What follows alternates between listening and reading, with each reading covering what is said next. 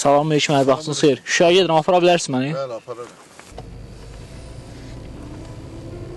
Mən Cavad Cəfərov, Bakı şəhərində anadan olmuşam.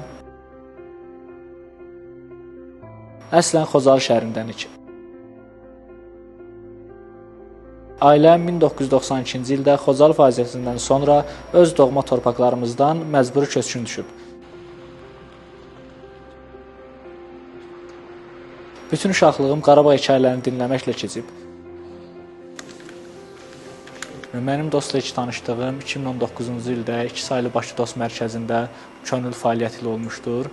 Hal-hazırda 1 ildən çoxdur ki, Qarabağ Regional Dost Mərkəzinin Şuşa filialının əməkdaşıyam. Hər vaxt xeyir, xoş gəlmisiniz. İş yerinə təqdim etmək üçün istəyirsiniz.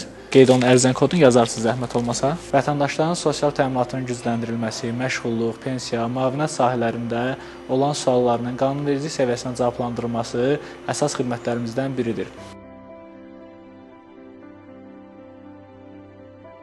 Mənim bu ərazilərdə bir günüm Qarabağın təbiətini kəşf etmək, burada olan tarixi abidələri ziyarət etməklə keçir.